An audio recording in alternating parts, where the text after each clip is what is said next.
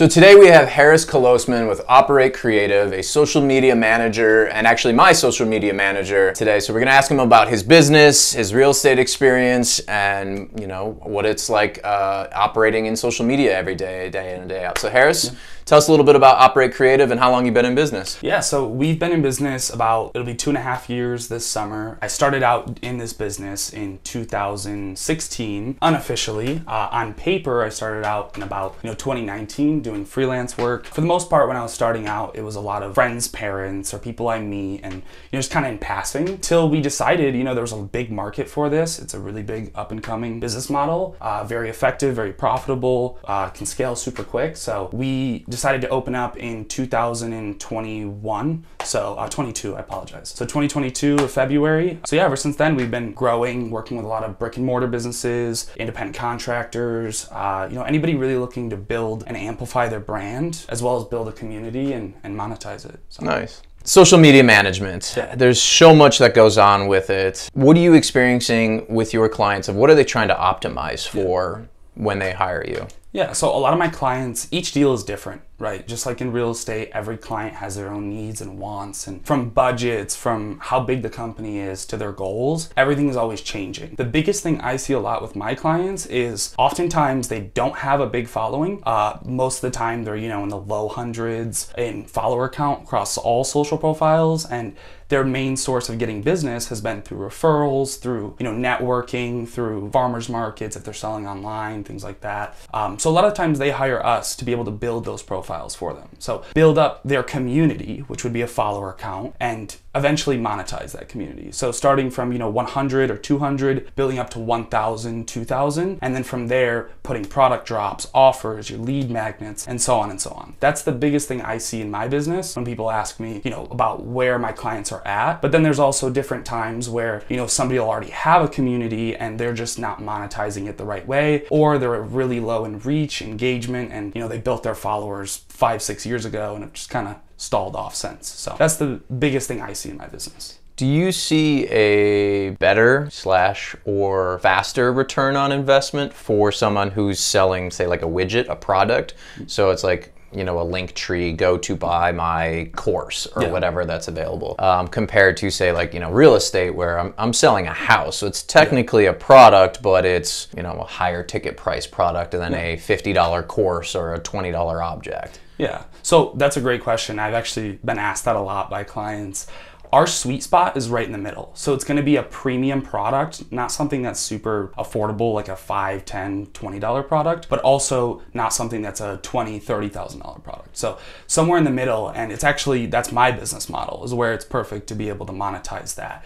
Because most people can provide enough value to be able to get to the point of purchase, but if you're so low on there, there's a low on the price point, there's a lot of companies competing generally. Now on the flip side, you have real estate, right? There's millions of realtors in the US. It's super competitive, as but 90% of the real estate transactions, you probably know this better than I do, but 90% are sold by like the top 10% of realtors. Those top 10% of realtors are generally pushing out the most value to their audiences from a social media side. So it's always just a value perception. If you have a higher price ticket item, you need to provide more value in a social media audience to be able to monetize that. So that's how we see it. And then usually if it's more affordable, you can sometimes just get away with posting. That's why you see a lot of people nowadays in the social media world will just, it'll be like a mom and pop shop just kind of taking videos. A lot of restaurants do that, and they can succeed because it doesn't cost a lot to acquire a customer to come in and buy a $5 coffee. But selling your $3 million home, you need to be standing out, you need to be on top of it, you need to know your stuff. So that's gonna take a lot more to be able to get to that return on investment. So then in these higher ticket price businesses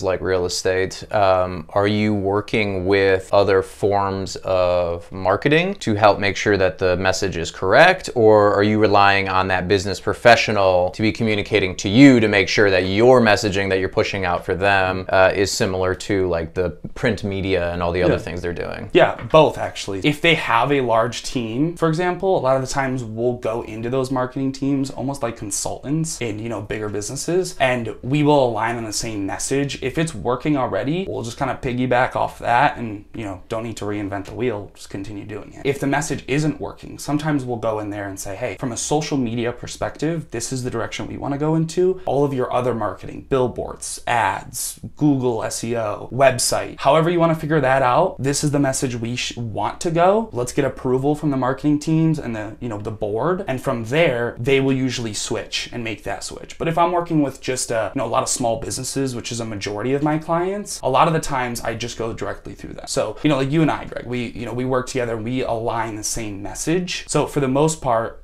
you and I, when we work together, you're telling me kind of, hey, this is what we're doing. This is our message. This is the Douglas Elliman brand. This is the Greg.Kuchan brand. And we kind of add our own little spin on it. And that's the direction we go. Nice. So then for your marketing suite, loaded question because I know this answer, but like what are you providing for your clients? Like, is it tiered level or is it just kind of like, this is the package, this is what I do? So it's both. So we usually do a custom quote for each client. I ask them a lot of questions like, what are you looking for? What are your goals? Sometimes, you know, budgeting is in the question. Like, you know, not everybody has a $5,000 a month budget. Not everybody, you know, only wants to spend $100 or $500. So we ask them a lot of questions. We build them a custom offer based on their goals and their budget, their wants and their needs. And then from there, I usually try to include everything that they need and that I think is going to drive them to success. And then the price point is put on there. So a lot of the time it's itemized as well. So like they can do it a la carte. So if they have, for example, a video editor in-house, but they need more of like the management work and the execution of it, we can take that off and have them do the video editing, and that saves them a little bit of money. So yeah, it's custom offer just about every time, but the cool thing about us is we've worked, you know, with big clients, we've worked with little clients. So it allows us versus other agencies, the big ones with those big, beautiful offices in San Diego, to, you know, we can work with a lot of small businesses. Yeah. So it's helped us out a lot. And, you know, sometimes you do the deal for the right reasons rather than, you know, having to work with them at that budget. Sometimes you'll do it because you know that they'll grow and their budget will increase. So if we help them out at a lower price point, that could turn into a bigger client, which has actually happened to us quite a few times. Yeah. I mean, your incentives are highly aligned. Like if your marketing is working for that business owner, they're going to want to put more money into that marketing because it is successful. Yeah. Simple business. Yeah.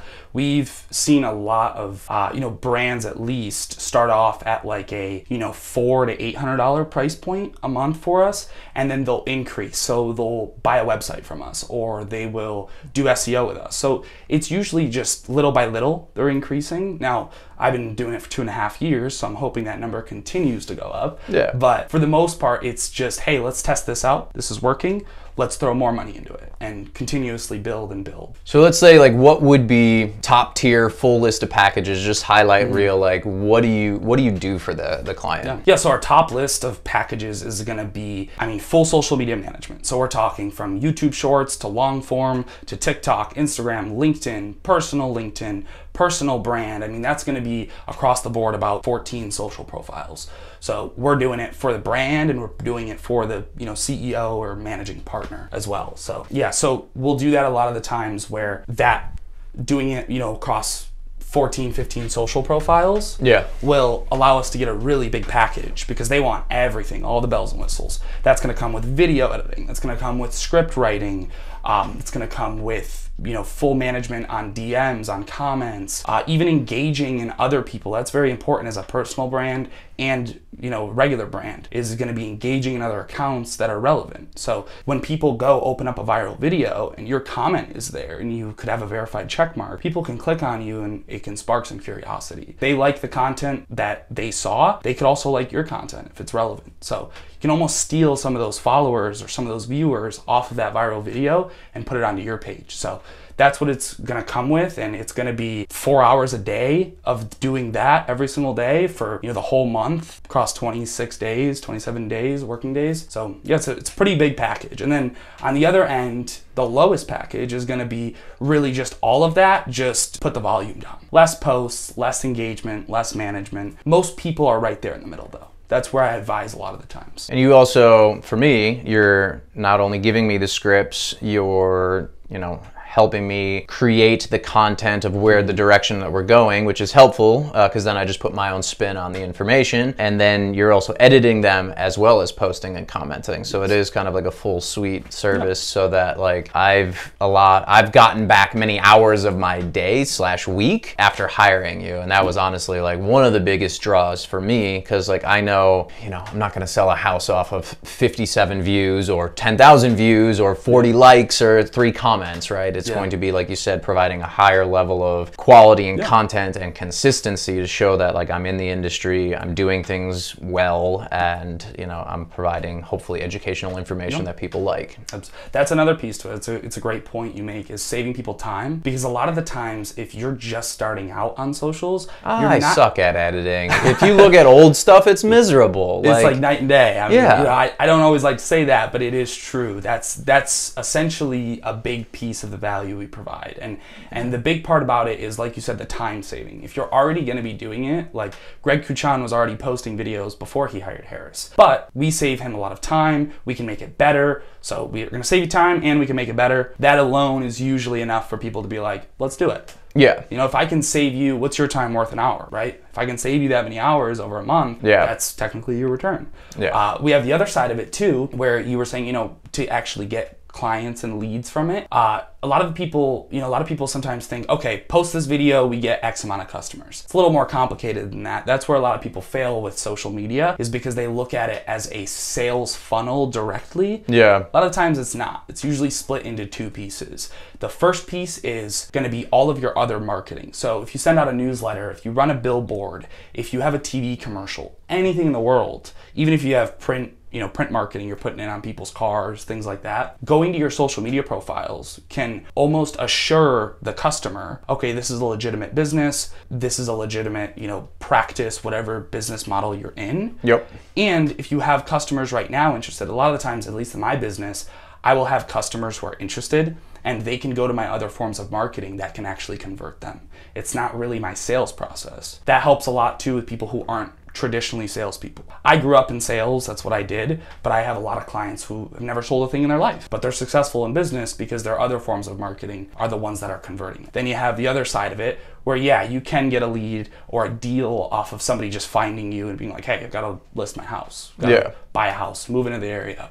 Can you help me? So those aren't as frequent. The other side is more of like where you can do that, but it's harder to track. It's harder to track the, where did we actually convert them? But a lot of the times how we do it with brands and businesses is, what was your top line last year? Let's say it was $250,000. You invested in social and you invested in, let's say, radio ads. Okay, your top line went from 250 to 350. We can probably guess that that is where the return came from, was those forms of marketing, if the data supports it, right? So that's a lot of things we focus on and we educate our clients on. Yeah, because it's wild too, because I know a real estate agent that, they say 30%, in some years 40% of their business comes directly from social media, and I've heard of people where it's 80% too, so it's like, there's people out there who are converting in high ticket items directly from social media, which is pretty wild to think of. But I mean, like, I'm curious to see what their budget is if 40% of their sales transactions are coming from just social media. I mean, if they're doing 40%, let's say you're a real estate agent and you're making $500,000 a year, if 40% of your transactions are coming from social media, you're probably investing 80% of your budget back into it. Yeah, your marketing budget, yeah. So that's another piece to it, is if you don't have the budget. So for example, if you make $100,000 a year, it doesn't make sense to go spend $40,000 a year in a social package. Start small, and that's where we win, and that's where we stand out from other agencies, is we can work with that smaller budget and we can make things grow. And it might take a little bit longer and might take a little more work on our ends and the client's end, but ultimately we want to grow, because the more we see it succeed, the more money you want to put into that. So just like anything else, just simple business. So you said you were in sales sales, and we talked briefly about you have a fun story that I want to highlight of your dad's for sale by owner experience. Yes. Yeah. We were, obviously, as he's my social media manager, sharing DMs back and forth of, you know, hey, did you see this? And he's like, oh yeah, my dad had a similar experience. So highlight reel, what happened with your dad? Yeah, so my childhood home actually in upstate New York, it's not, you know, the fanciest real estate market, but he was getting ready to sell. We moved to San Diego and then job changes and kind of went all over the place. But he listed his house, I believe it was in 2016. And he's like, I'm not going to pay these realtor fees. You know, I can sell it. The market's hot. All those things that everybody says when they try to sell it themselves. He had it up for about 3 to 4 months. It wasn't staged. We were living in it, right? So all of the things that you don't want to do when you sell a home. He listed it for $160,000, which was below the market price at the time. Super below, but a little bit below. Had really little to no interest for buyers coming in to be able to purchase this house. Could not get it sold. So a year later, you know, he kept the house, rented it out. A year later, after those leases were up, he was like, I'm not trying to sell it again. And my brother actually did business up in upstate New York, and he introduced him to a pretty good real estate team out there. And they ended up putting the house up in 2017, I believe it was. It was like mid-summertime 2017. They listed it for $170,000. It sold in 4.5 weeks, something crazy like that. It was from marketing to close of escrow. Yes, yeah, it was instant cash offer, like done. I mean, people saw the house, it was staged, you know, and I don't know the fees he paid for it, but just the headache alone from paperwork, from the things that you have to do when you're selling a house, from having to move your family out of there, all of those things, that's really the value the real estate agents provided for us. It's awesome to sell a house, right? But the other pieces of it where my dad really just had to fly in, sign some paperwork, and he gets a check for, you know, $120,000, that alone is like, you should hire a real estate agent. So, and you know, it kind of goes back, like I was telling Greg, I was a real estate agent for about 24 hours. And that was one of the biggest things I learned when I was doing my research and when I was diving into how can I succeed in this. That was a big thing I learned, is that's the value, a big piece of the value real estate agents provide. So that was kind of what got me interested in the industry a little bit. Yeah. It's an interesting one because, like, technically, yes, you can sell a house by yourself. You do not technically need a real estate agent, but it's the preventing lawsuits, proper marketing, proper presentation to the marketing, a larger marketing channel, that those things add it all up. The little things that a lot of times the clients don't notice that ultimately add up to a better experience on the market and a higher sales price. And so that's why, like, we're talking to you about like the social media marketing, because in real estate, most people now are checking your, you know, how many views, what's your reach, you know, not just myself alone, but like the brokerage and like, you know, like what is the digital footprint that we can market the home to in order to expand, you know, your actual presence of the home selling. And that is very important to people nowadays. And so, you know, it's across almost every industry now where it is an obligation almost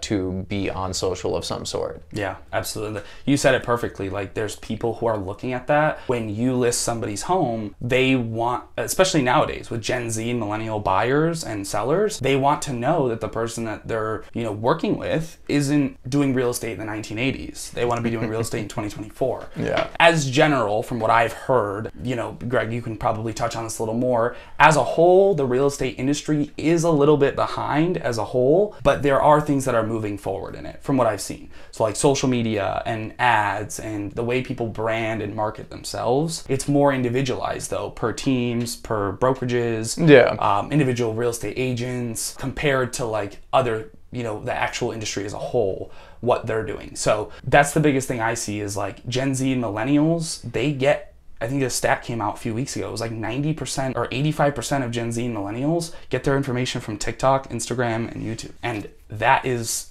you know, not only important in the future. I see you laughing. You're like, oh no. Just the, you know, headlines of TikTok, and then when you hear the difference of US TikTok compared to China TikTok, of like they're like pumping out actual good stuff, and here you have Fortnite dances being created off of TikTok, and it's nuts. I mean, that's... I mean, but it's you know, kind of going back to like most industries, you're gonna have the people who've been established for a really long time who are just reluctant to, I mean, what's the trope of like, you know, your parents are on Facebook and your grandparents aren't on social media whatsoever kind of thing. And so like as the generations keep turning over, you know, you're going to need to keep up with the Joneses of the marketing of the time. I mean, so as all industries change and shift, you have to move with it. And 100%. So yeah, like there is a lot of, going to the stat that you use is like the 90-10 of like 90% of the inventory sold about 10% of the agents. And so like a lot of those people, when you boil it down to, is it's a face-to-face industry. You know, it's a high ticket price. It's a highly emotional process that you're going through.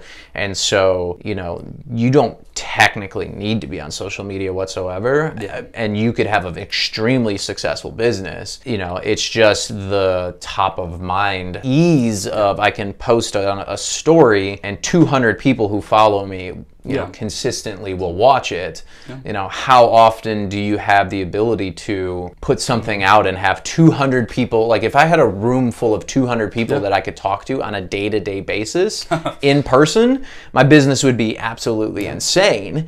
So it's like not as good as in person, but there's still the attention of 200 people, we'll say, 100%. Every single day for, you know, anywhere from 1 to 10 stories every single day. And then you have your posts and all that kind of good stuff. So yeah, that goes back to all that. Absolutely. It's a great point. I mean, I always say, I'm like, you know, when clients are just starting out and they have an account with 30 followers and they get 300 views, they're like, oh, that's pretty good, that's cool. But I'm like, go present your business to 300 people in a conference room. I was like, you would probably be 150 heart rate. You'd be so nervous to talk to 300 people. I was like, it's not the same, you're right, but it is still real life people behind that. And then most of them. Most of them, yeah, for sure. If it's 300, it's probably 225, right? It's 225. And however many people engage, so if you get, you know, 50 likes on a video or a post, 40 are probably real people who have some sort of interest in you or your business. And it may not be instantaneously, it might be, you know, down the line. For sure. Yeah. Gradually. I mean, it's absolutely true. But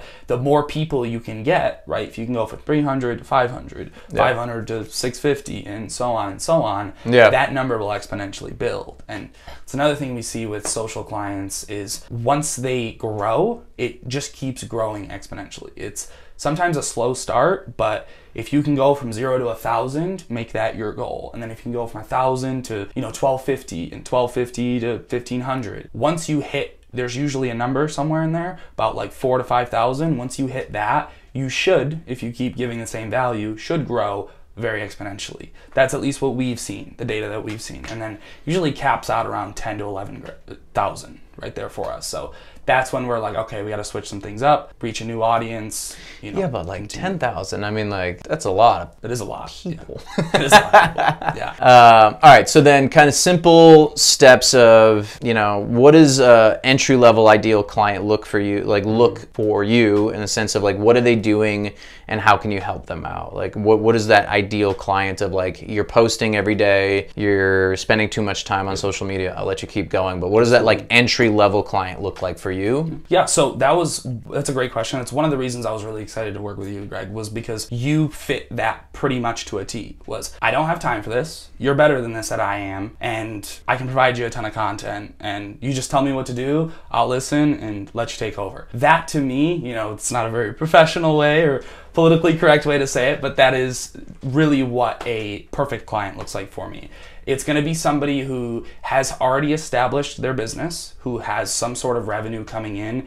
We usually like to put that around the 100,000 or more range. It can be lower in certain cases, but 100,000 or higher is where we want to be for that entry level client. They're going to have some sort of budget for at least 6 to 12 months. Minimum usually is where we kind of go, at least $500 a month, and it's going to be somebody who has the time to be able to create us some content. We can help out a lot with that. I will send, for you, like we mentioned, I send you scripts and basically tell you this is what you should say and talk about this, and we have a good system. But for other clients who are in brick and mortar businesses, for example, I will send them essentially a shot list. So 3 seconds here, boom, 5 seconds here, and I have trends and things that I'm doing behind the scenes that the client's like, this is a bunch of random stuff you're getting me to do. I'm like, trust me, give me 24 hours. I was like, you'll see where I'm going with this. So that's another portion of it, is the client or somebody in their business has to be able to do this. That's the biggest hurdle we see when it comes to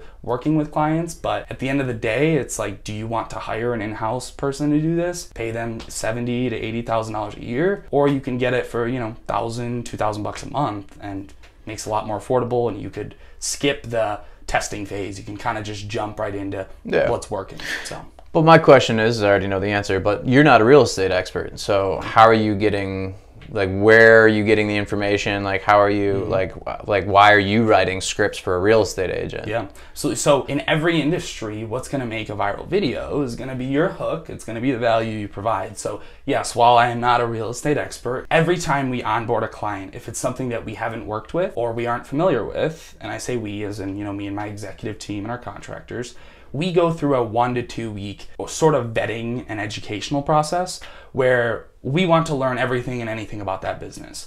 I've had a lot of times where I will know nothing about the industry and I will say, you know what, this isn't a fit for me. But because I know a little bit about real estate, I would say a little more than the average person, because I work in the industry with you and I got my license and those things and did a lot of research beforehand. That was one that came a little easier to me.